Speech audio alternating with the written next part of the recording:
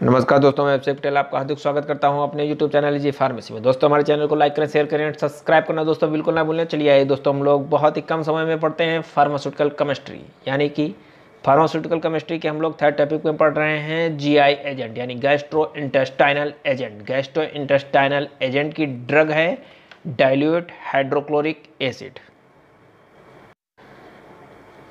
आइए चलिए दोस्तों, हम लोग पढ़ते हैं dilute hydrochloric acid. Chemical formula क्या होता है? HCl। क्या होता है? HCl होता है। मॉलिक्यूलर वेट क्या होता है? 36.5 ग्राम पर मोल, यानी कि 36.5 ग्राम पर मोल होता है। मेल्टिंग पॉइंट कितना होता है? -114.2 डिग्री सेल्सियस।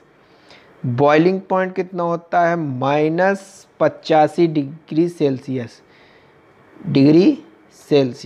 यानी कि -85 डिग्री सेल्सियस होता है दोस्तों।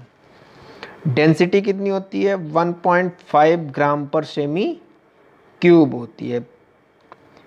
प्रिपरेशन क्या है, यानी कि बनाने की विधि क्या है दोस्तों? KCl पोटेशियम क्लोराइड लेते हैं, नाइट्रिक एसिड लेते हैं, HNO3 लेते हैं, तब हमको क्या प्राप्त होता है? HCl हाइड्रोक्लोरिक एसिड और पोटेशियम नाइट्रेट। थ्योरी कैसे लिखेंगे हम लोग? जब पोटेशियम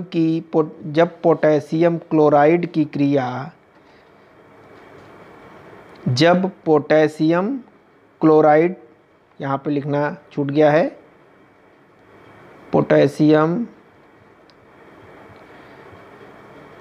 क्लोराइड की क्रिया नाइट्रिक एसिड के साथ कराते हैं, तब हाइड्रोक्लोरिक एसिड और पोटेशियम नाइट्रेट प्राप्त होता है। प्रिपरेशन थी ये दोस्तों। फिजिकल प्रॉपर्टी क्या है? हम लोगों ने प्रिपरेशन को पढ़ लिया है, अब हमारी आती है फिजिकल प्रॉपर्टी। फिजिकल प्रॉपर्टी क्या है? यह रंगहीन प्रबल अम्लीय विलयन होता है, ठीक है, या जल में घुलनशील होता है, ठीक है। अब हम लोग पढ़ते हैं, ये इसका था फिजिकल प्रॉपर्टी, ठीक है।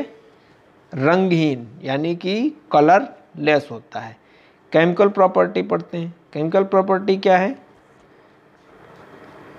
KNO3 यानी कि पोटेशियम नाइट्रेट और हाइड्रोक्लोरिक एसिड की जब क्रिया कराते हैं तब क्या बन जाता है? पोटेशियम क्लोराइड और नाइट्रिक एसिड बन जाता है, ठीक है दोस्तों। यानी कि इसको थ्योरी के रूप में लिख सकते हैं, जब हम पोटेशियम